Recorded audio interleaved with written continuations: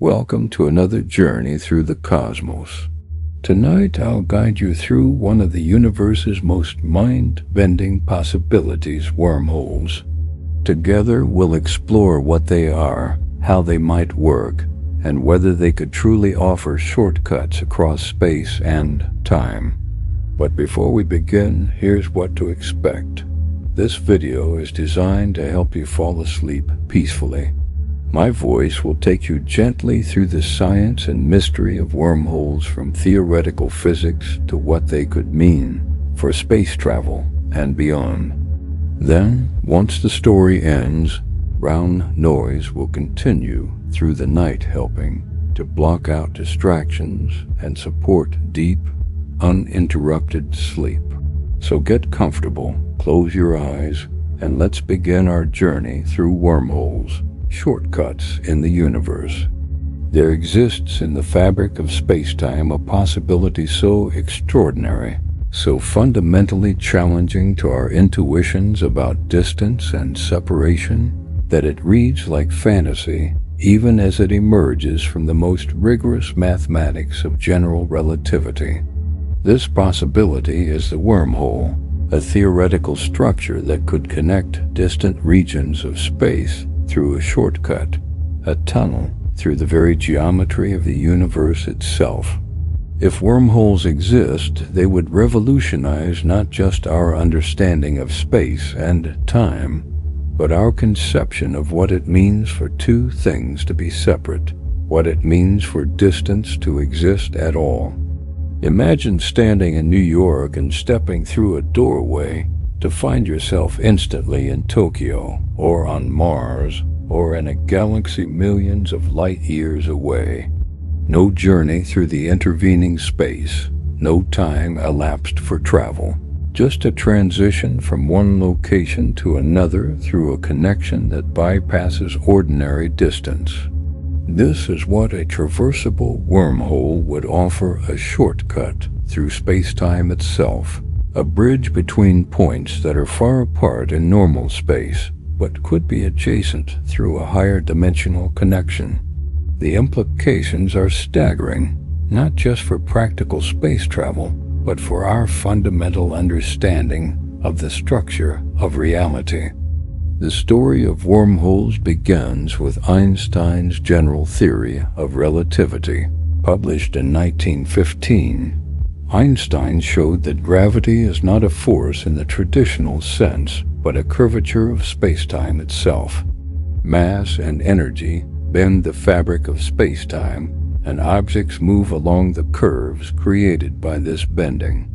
This was a radical reconceptualization of space and time, transforming them from fixed backdrops for physical events into dynamic, flexible structures that participate in physical processes.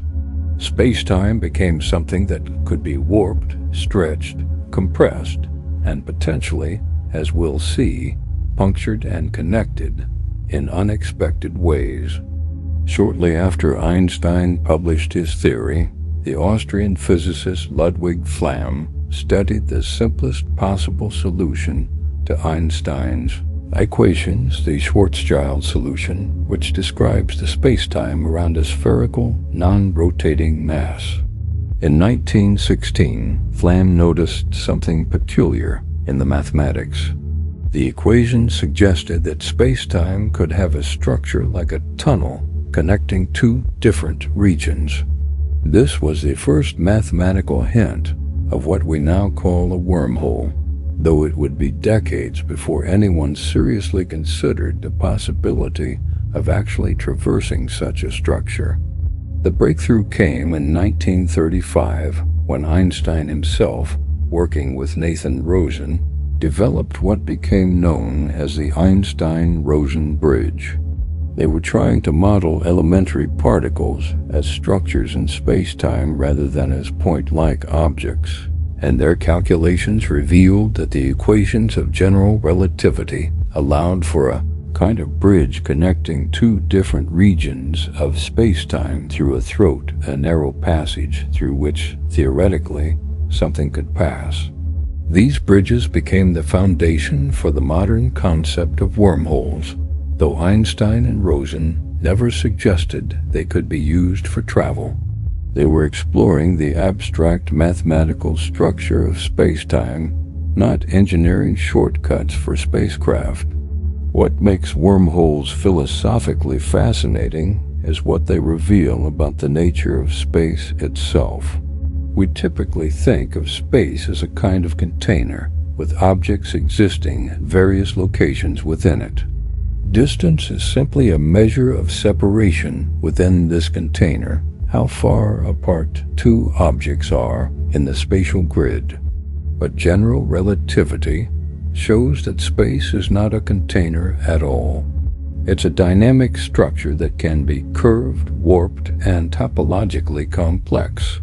The shortest path between 2 points might not be a straight line through ordinary space, but could be a curve through warped spacetime, or even a tunnel through a wormhole that connects points that seem far apart in normal geometry. This challenges our intuitive understanding of here and there, of proximity and distance. If a wormhole connects 2 points that are light years apart in ordinary space, are those points really distant from each other?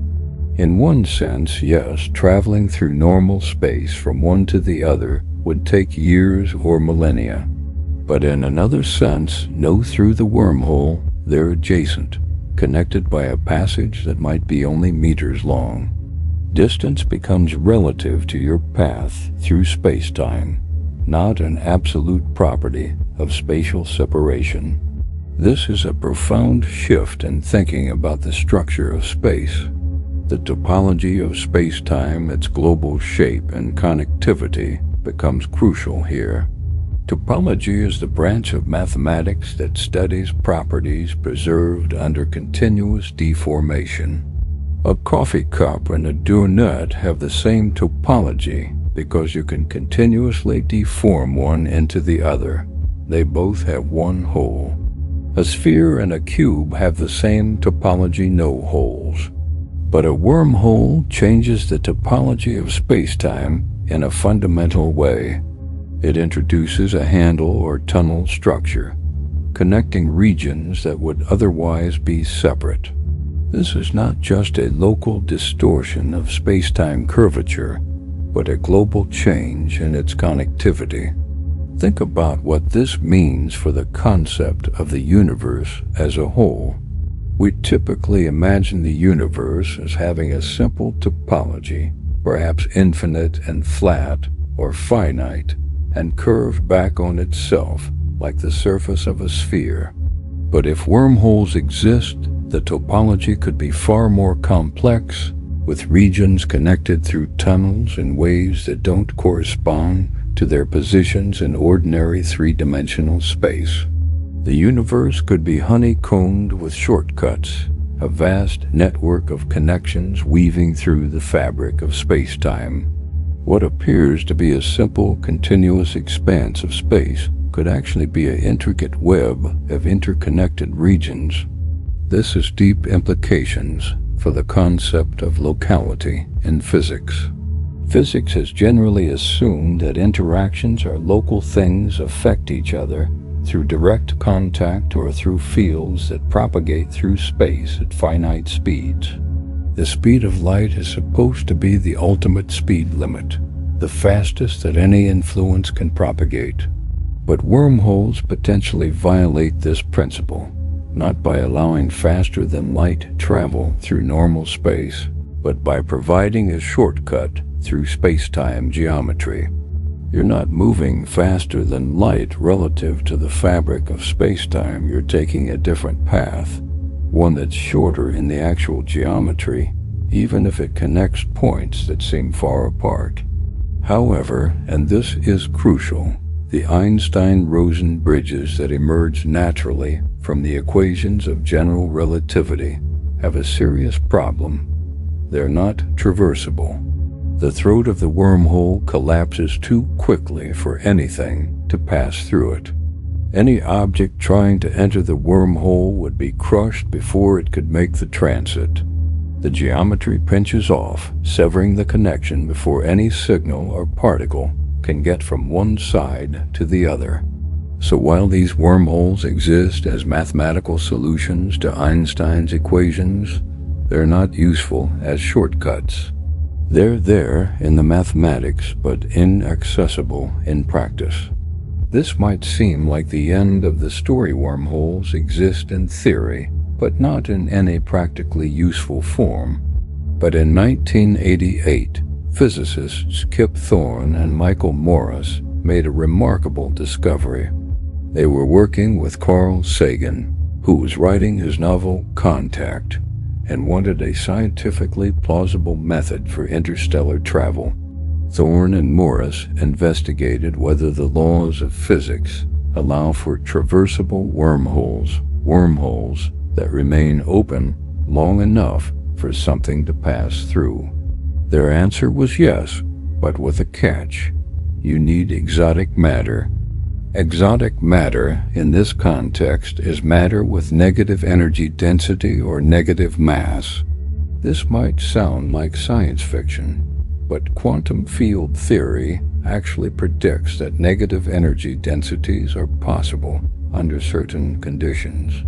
The Casimir effect, for instance, demonstrated experimentally in 1948, shows that the quantum vacuum can have negative energy density in certain configurations.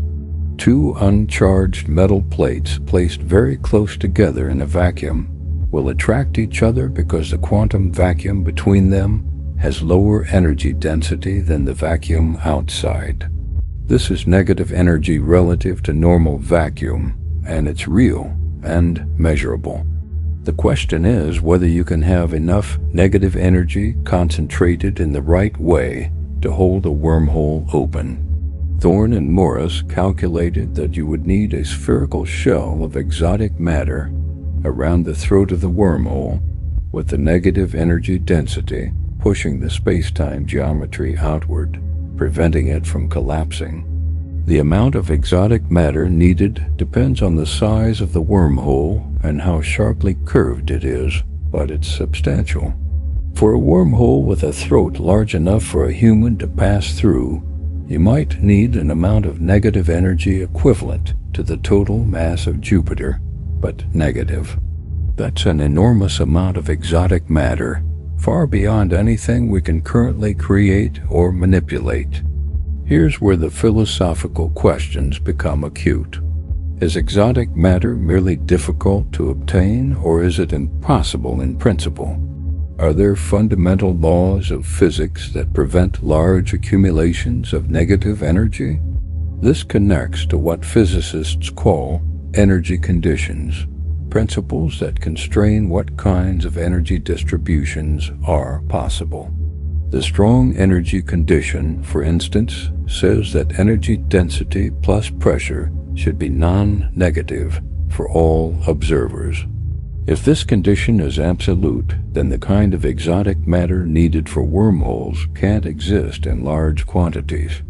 But quantum mechanics seems to violate these energy conditions on small scales and for short times. The quantum vacuum is full of fluctuations where energy conditions are temporarily violated. Virtual particle pairs pop in and out of existence, borrowing energy from the vacuum and repaying it so quickly that the uncertainty principle allows it.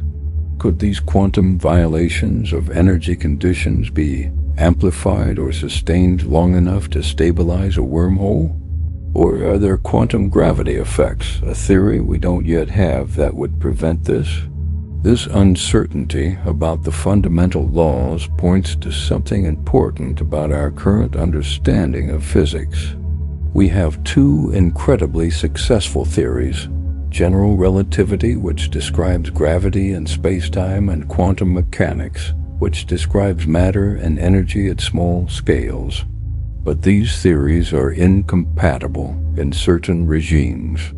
Where gravity is strong and distances are small, like near the throat of a wormhole, we need a theory of quantum gravity that unifies both frameworks. We don't have such a theory yet, though string theory and loop quantum gravity are candidates. Until we have a complete theory of quantum gravity, we can't definitively answer whether traversable wormholes are possible. They're allowed by general relativity if exotic matter exists.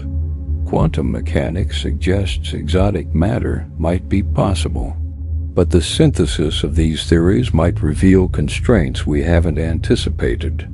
The question of wormholes thus becomes a question about the ultimate structure of physical law, about what's really possible versus what's merely an artifact of incomplete theories.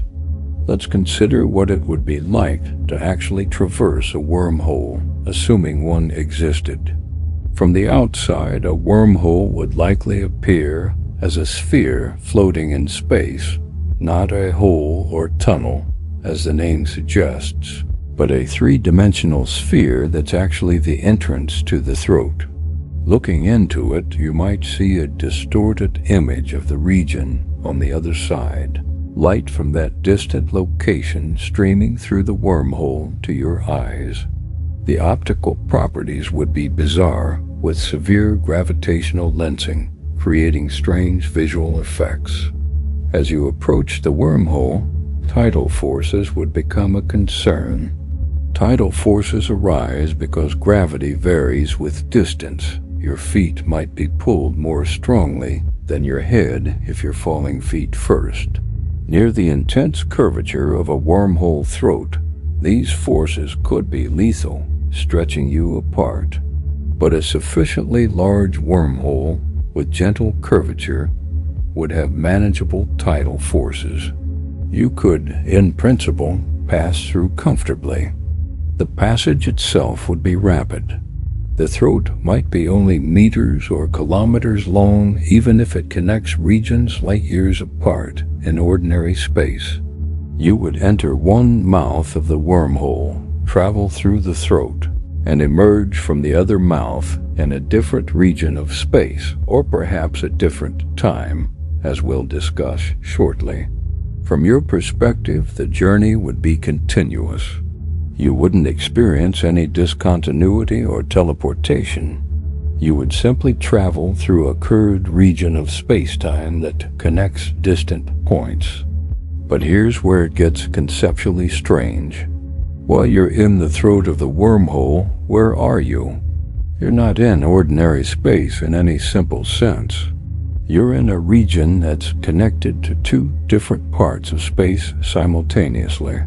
You're, in a sense, nowhere and everywhere at once. This challenges our concept of location. We think of every object as having a definite position in space, but in a wormhole throat, position becomes ambiguous. You're in a part of space-time that doesn't have a simple relationship to the ordinary spatial coordinates of the universe. This ambiguity extends to questions about simultaneity. In special relativity, simultaneity is relative events that are simultaneous in one frame of reference might not be simultaneous in another. But the existence of wormholes makes this even more complex. If two events occur on opposite sides of a wormhole, are they nearby or distant? The answer depends on which path through space-time you consider the path through normal space, where they might be light years apart, or the path through the wormhole, where they might be only meters apart. The structure of space-time becomes genuinely ambiguous, with no single correct answer to questions about distance and simultaneity.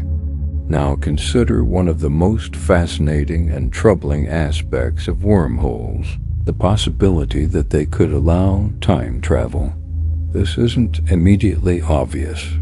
You might think that a wormhole just connects two different places, not two different times. But general relativity treats space and time as aspects of a single four-dimensional space-time, and curves in this space-time can have temporal as well as spatial components. Under certain conditions, a wormhole could connect not just different places, but different times, creating what's called a closed time-like curve, a path through space-time that returns to its own past. Here's how it could work. Suppose you create or find a wormhole with both mouths initially in the same location and at the same time. Then you take one mouth of the wormhole and accelerate it to near the speed of light, then decelerate and bring it back. According to special relativity, time dilation will occur. Time passes more slowly for the moving mouth relative to the stationary one. When you bring them back together, they're in the same location, but at different times. The stationary mouth might be at January 1st, 2025, while the moving mouth, due to time dilation, is at January 1st, 2020. Now here's the key point. Inside the wormhole, the two mouths are still connected, as they always were. The throat is atemporal in a sense. It doesn't participate in the time dilation of the mouths. So you could enter the wormhole through the mouth at 2025, travel through the throat, and emerge from the mouth at 2020.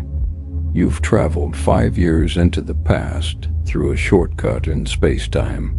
Then you could travel through normal space back to your starting location, arriving at 2025 having made a loop through time. This possibility is both thrilling and deeply problematic. Time travel to the past raises all the classic paradoxes. What if you go back and prevent your own birth? What if you kill your grandfather before he meets your grandmother? These paradoxes have been explored endlessly in fiction, but they're also serious problems for physics. Do they indicate that time travel is impossible, or that consistency is somehow enforced by the laws of physics? One proposed resolution is the Novikov self-consistency principle, named after physicist Igor Novikov. This principle states that if time travel is possible, events must be self-consistent. You can't change the past because whatever you do when you go back in time was already part of the past. If you try to kill your grandfather, you'll fail, perhaps in an unlikely but not impossible way. The universe conspires to ensure consistency. This is philosophically intriguing, but also somewhat unsatisfying. It suggests a kind of cosmic censorship that prevents paradoxes, but the mechanism by which this censorship operates is unclear.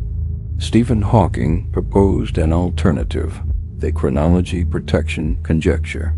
He suggested that the laws of physics might forbid time travel, not for logical reasons, but for physical ones. Perhaps whenever a closed time-like curve is about to form, quantum effects destroy it. As you try to create the time machine, quantum fluctuations build up, becoming infinite at the moment the machine would start working, destroying the wormhole.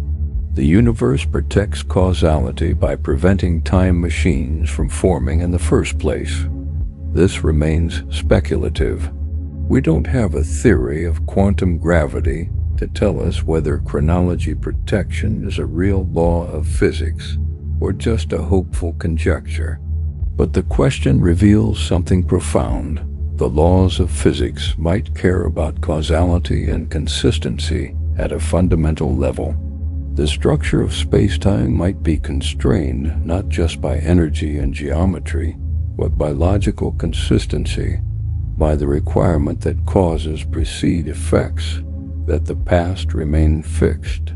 This would be a remarkable feature of physical law, that logic itself constrains what's physically possible. Let's push deeper into the philosophical implications. If wormholes exist, they challenge our concept of causation. Causation typically involves a sequence.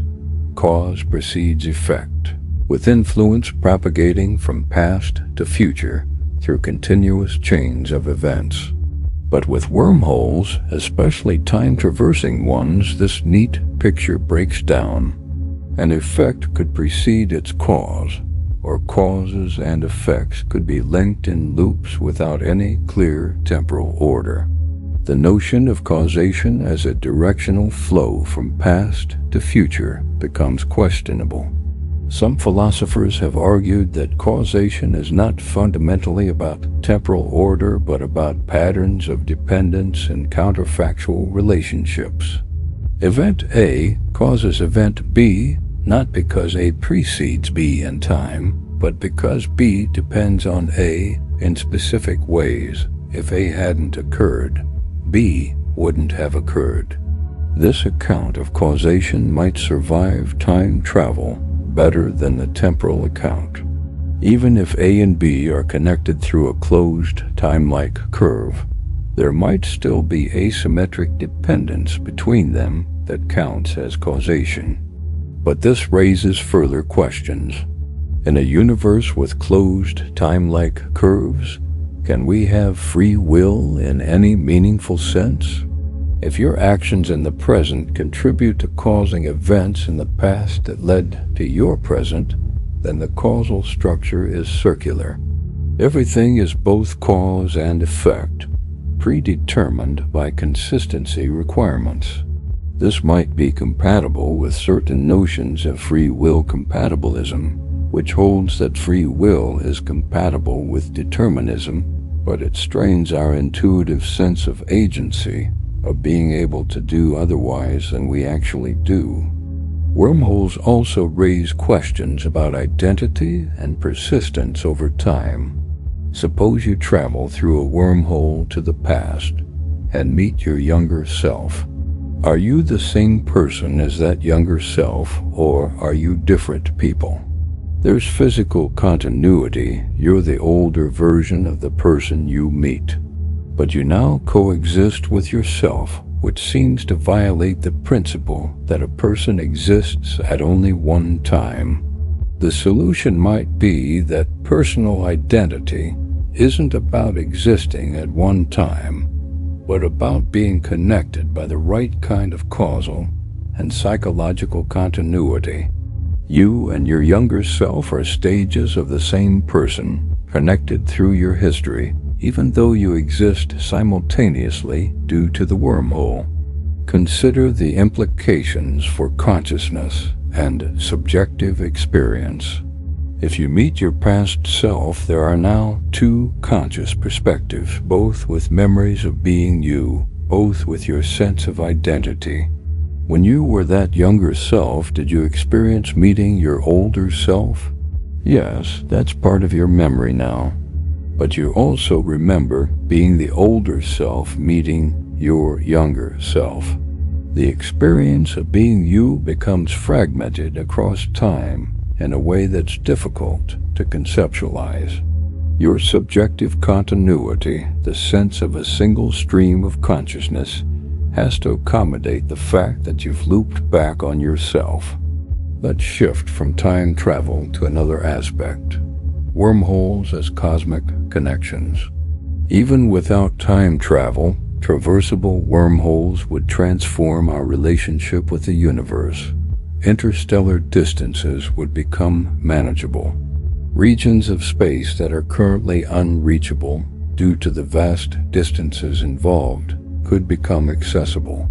We could potentially visit distant galaxies, explore regions of space beyond our cosmological horizon, connect disparate parts of the universe in a vast network of wormhole links. This raises the question, if wormholes are possible, why don't we see evidence of them? Why hasn't an advanced civilization created a network of wormholes? This is similar to the Fermi paradox. Where is everyone? If interstellar travel is possible via wormholes, the galaxy should have been colonized long ago. The fact that we see no evidence of this suggests either that wormholes are impossible, or that creating them is far more difficult than we imagine, or that civilizations don't last long enough to create them, or that there are other factors we haven't considered. One possibility is that wormholes require a civilization to be so advanced that by the time they can create wormholes, they're no longer interested in physical exploration. They've transitioned to some other mode of existence, uploading into virtual realities, transcending physical form, or simply focusing on internal development rather than external exploration. Another possibility is that there are dangers associated with wormhole creation. Perhaps attempting to generate the exotic matter needed inevitably results in catastrophe. Or perhaps wormholes naturally occur in the universe, but are microscopic and unstable, flickering in and out of existence at quantum scales without ever being useful for macroscopic travel. The quantum behavior of wormholes is another frontier of research. At the scale of the Planck length, about 10 to 35 meters, quantum fluctuations of spacetime become significant. At this scale, the smooth geometry assumed by classical general relativity breaks down, replaced by a seething foam of quantum geometry. Virtual wormholes might constantly appear and disappear at this scale, connecting distant points for infinitesimal durations. These quantum wormholes wouldn't be traversable. They're far too small and too short-lived, but they might have physical effects, contributing to quantum entanglement or other phenomena. Some physicists have speculated that quantum entanglement, the mysterious connection between particles that allows them to influence each other instantaneously across arbitrary distances, might be related to microscopic wormholes. When two particles are entangled, measurements on one instantly affect the other, seemingly violating locality. But what if entangled particles are actually connected through tiny wormholes, quantum-scale Einstein-Rosen bridges? This is the E=EPR conjecture, proposed by physicists Leonard Susskind and Juan Maldacena in 2013. A stands for Einstein-Rosen bridges, wormholes, and EPR stands for Einstein-Podolsky-Rosen, who first described quantum entanglement. The E=EPR idea suggests that entanglement and wormhole connections might be the same phenomenon viewed from different perspectives. Two entangled particles aren't just mysteriously correlated, they're actually connected through the geometry of spacetime itself, through a wormhole too small to traverse, but sufficient to create quantum correlations. This would be a profound unification, linking quantum mechanics and general relativity in an unexpected way. It would also suggest that the fabric of spacetime at the quantum level is far more connected than we imagine, with every entangled pair of particles bridging distant regions through microscopic wormholes. If this is true, then the universe is vastly more interconnected than it appears. What seems like empty space is actually threaded with countless quantum connections, a network of microscopic wormholes linking particles throughout the cosmos. We're not separate from distant regions of the universe, but connected to them through this quantum network. Our notion of locality, of things being genuinely separate and isolated, would need radical revision. Everything is connected, not metaphorically, but through the literal structure of spacetime. This connects to deep questions about the nature of space itself. Is space fundamentally continuous, divisible into ever smaller regions, or is it discrete, made of tiny, indivisible units? If spacetime has a quantum structure, it might be fundamentally discrete at the Planck scale. Wormholes in this picture wouldn't be smooth tunnels, but rather quantum connections, discrete links in the network of spacetime. The smooth geometry of general relativity would be an approximation, a coarse-grained view that emerges from averaging over countless quantum connections. The mathematics of wormholes reveals something else: the importance of topology in physics. For most of physics history, the local properties of spacetime, its curvature, the values of fields at each point were considered sufficient to determine physical phenomena. But wormholes show that global topology matters too. Two spacetimes can have identical local properties, but different topologies. One might have wormholes connecting regions, the other might not. These topologically distinct spacetimes are physically distinct, with different causal structures and different possibilities for travel and influence. Physics isn't purely local. Global structure matters. This has implications for the initial conditions of the universe. When physicists model the Big Bang, they typically assume a simple topology: all of space emerged from a single point or was always infinite, but simply connected. But what if the universe began with, or quickly developed, a complex topology with wormholes? The early universe might have been a seething foam of quantum wormholes, connecting different regions in intricate ways. As the universe expanded and cooled, most of these wormholes would have collapsed or become microscopic, leaving the apparently simple topology we observe today. But some might have survived macroscopic wormholes left over from the quantum era, hidden somewhere in the vast cosmos. Searching for such relic wormholes is an interesting observational challenge. How would you detect a wormhole? One possibility is gravitational lensing. A wormhole, like any massive object, would bend light passing near it, but the lensing pattern would be distinctive, different from that of a normal massive object like a star or black hole. By carefully studying the patterns of light from distant galaxies, we might identify the telltale signature of an intervening wormhole. So far, no such signatures have been found, but the search continues. Another detection method involves looking for matter falling into a wormhole. If a wormhole exists in a region with gas or dust, that matter would be drawn toward the wormhole mouth, accelerating and heating up, emitting radiation. But the radiation signature would differ from that of a black hole. Matter falling into a black hole never re-emerges. It's gone forever beyond the event horizon. But matter falling into a wormhole could emerge from the other mouth, potentially creating unusual flows of matter and energy. Observing such flows might reveal the presence of a wormhole. There's also the possibility of artificially creating a wormhole. If we ever develop the technology to manipulate space-time and generate exotic matter, we might be able to construct a wormhole from scratch or stabilize a naturally occurring quantum wormhole.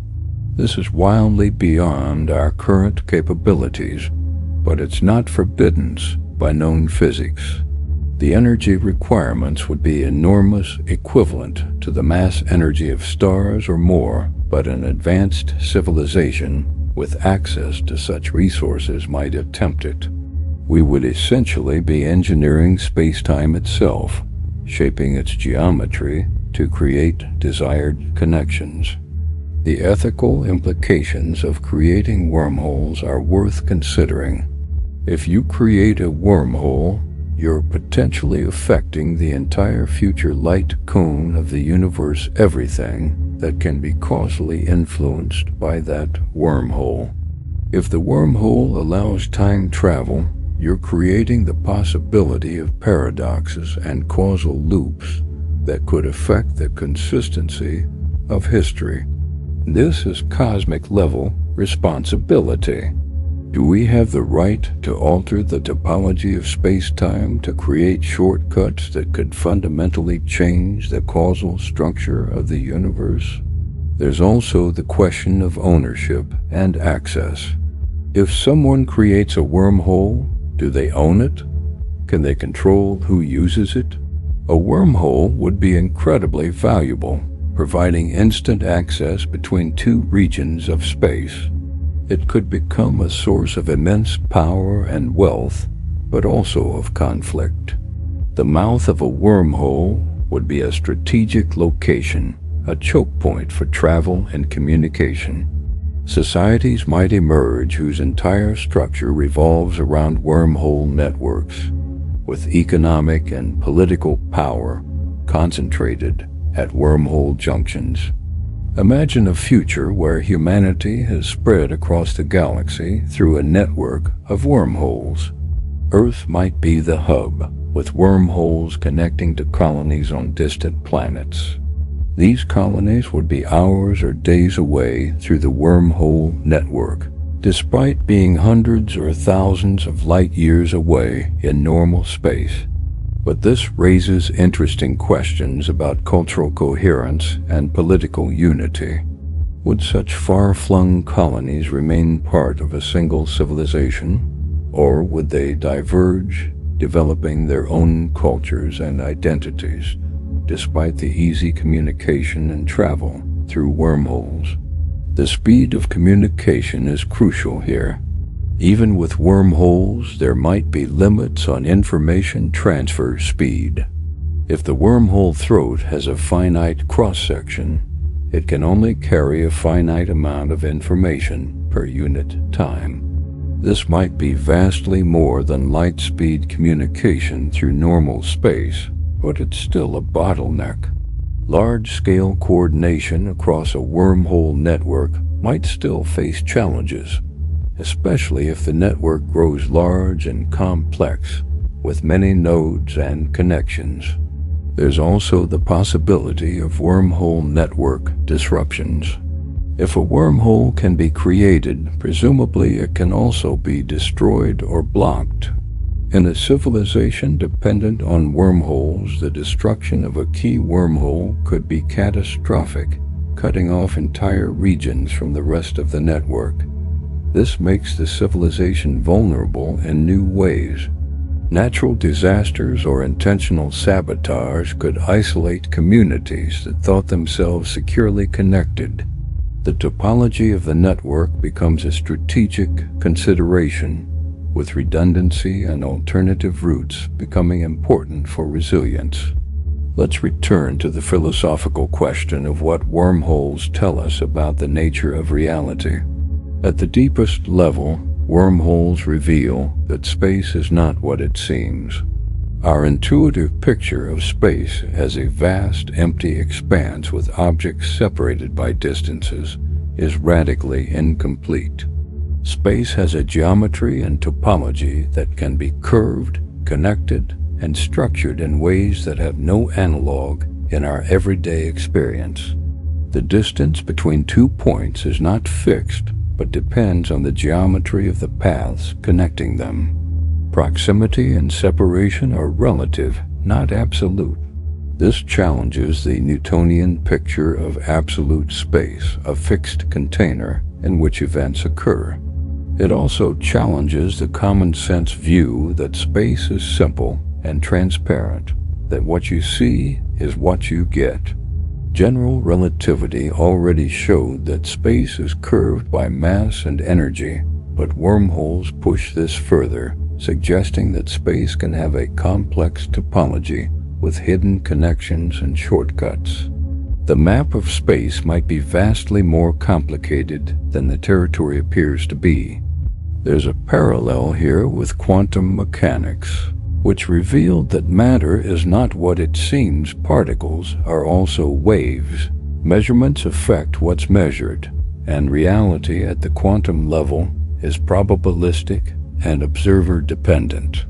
Just as quantum mechanics forced us to revise our understanding of matter and measurement, wormholes force us to revise our understanding of space and distance.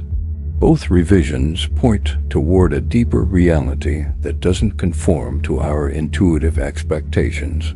a reality that's richer and stranger than naive realism suggests.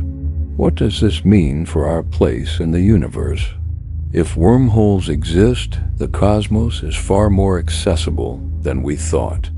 Regions that seemed forever beyond our reach might be nearby through a wormhole connection. The observable universe, the region we can see with telescopes, might be a tiny fraction of what's accessible if we can find or create wormholes.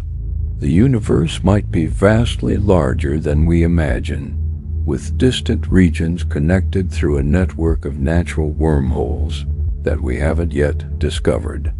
But it also means the universe is more mysterious. If space-time has a complex topology, we can't simply extrapolate from what we observe locally to what exists globally.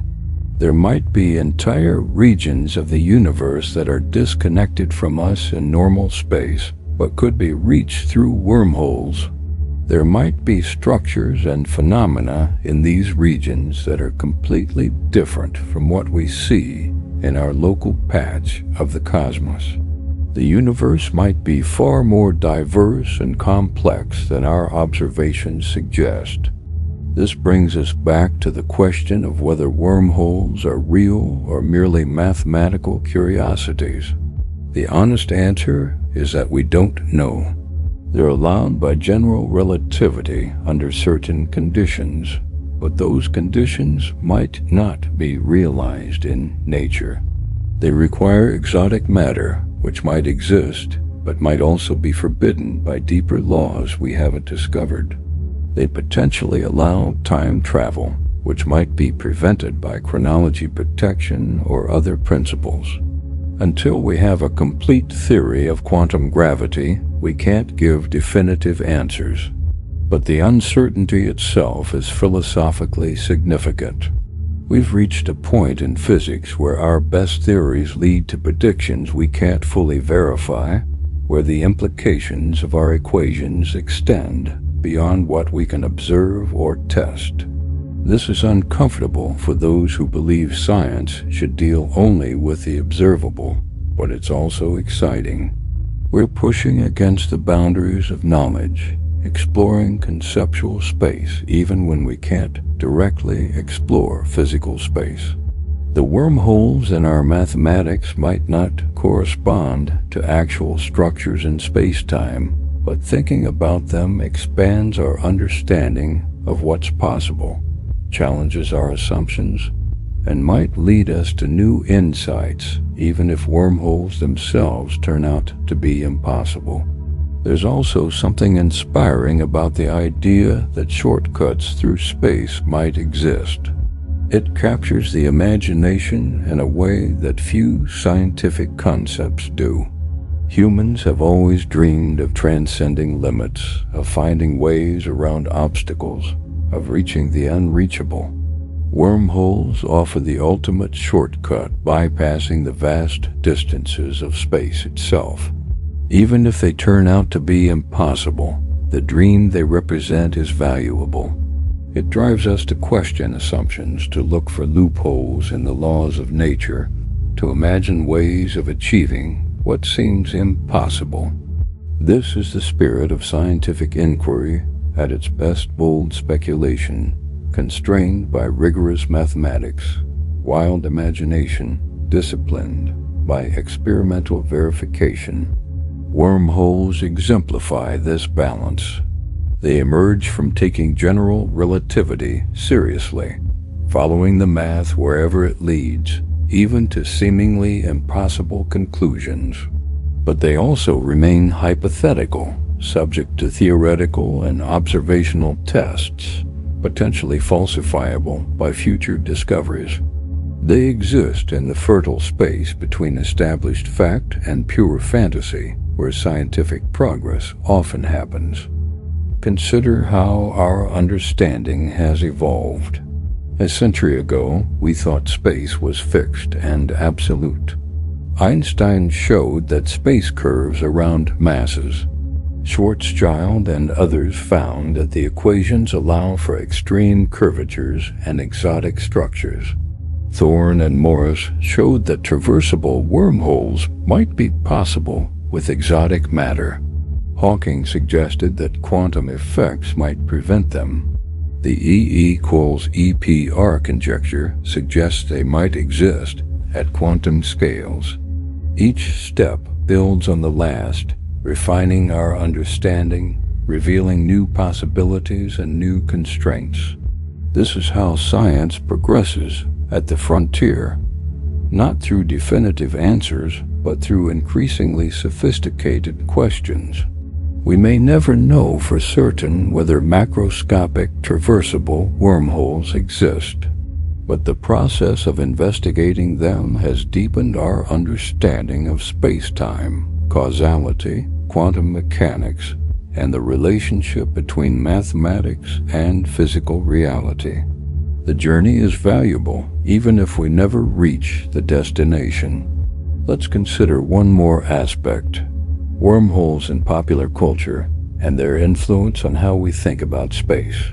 Science fiction has embraced wormholes enthusiastically, from Stargate to Interstellar to Star Trek. These depictions often simplify or distort the science, but they also serve a purpose. They familiarize people with the idea that space isn't simple, that shortcuts might exist, that the universe might be stranger than it appears. This cultural presence makes it easier to think seriously about wormholes, to discuss them publicly, to consider their implications. But popular depictions can also create misconceptions. Wormholes in fiction are often portrayed as swirling portals, glowing circles through which you can see the destination. The reality, based on general relativity, would be quite different. A wormhole would appear as a sphere, and looking into it wouldn't show you the destination directly, but rather a gravitationally distorted view. The passage through wouldn't be instantaneous. You'd travel through the throat, which has a finite length even if it's short compared to the distance through normal space. These details matter because they affect how we think about the physics. A common misconception is that a wormhole is a hole in space, a kind of tier or portal. But it's not a hole, it's a tunnel, a three-dimensional structure embedded in the four-dimensional spacetime. Understanding this correctly requires visualizing spacetime as a flexible fabric, which is itself a metaphor, but a useful one. The fabric can be curved into shapes that create shortcuts without any tiers or breaks. The topology changes, but the manifold remains continuous and smooth. Another misconception is that wormholes violate locality or causality in an arbitrary way. But if wormholes exist, they're still part of the causal structure of spacetime. They don't allow arbitrary cause-effect relationships. They just create new paths through spacetime that might not have existed otherwise. The geometry itself determines what causal relationships are possible. Wormholes extend the web of causality in new directions. They don't break it. As we near the end of this exploration, I want to emphasize the profound uncertainty we face. We have sophisticated mathematics suggesting wormholes might exist. We have theoretical frameworks, general relativity, quantum field theory, that allow for exotic matter and complex spacetime topologies. But we also have reasons for skepticism, energy conditions that might forbid exotic matter, chronology protection that might prevent time travel, and the conspicuous absence of observable wormholes. Despite a century of astronomical observations, we're at a stage where we can ask precise questions, but can't yet give definitive answers. This is intellectually uncomfortable, but also exhilarating. We're exploring the boundaries of the possible, using mathematics as our guide into realms we can't yet physically access. Wormholes might exist, they might not. But either way, thinking about them teaches us about the deep structure of space-time, about the relationship between mathematics and reality, about the limits of our knowledge and the extent of our imagination. The question of wormholes connects to the deepest questions in physics and philosophy. What is space? What is time? What determines what's possible versus impossible? How does mathematics relate to physical reality? Can we transcend apparent limits through understanding and ingenuity? These questions have driven human inquiry for millennia, and wormholes bring them into sharp focus. They force us to think carefully about assumptions we usually take for granted, to question whether the universe really works the way our intuitions suggest. In the end, whether wormholes exist or not, they serve a valuable role in expanding our thinking. They remind us that reality might be far stranger than we imagine, that the universe might have structures and properties we haven't yet discovered, that shortcuts might exist through difficulties we thought insurmountable. They encourage us to think big, to question limits, to explore possibilities, even when practical implementation seems impossibly distant. The universe has surprised us before with quantum mechanics, with relativity, with dark matter and dark energy, with the accelerating expansion of space. Each time, reality turned out to be weirder than we thought.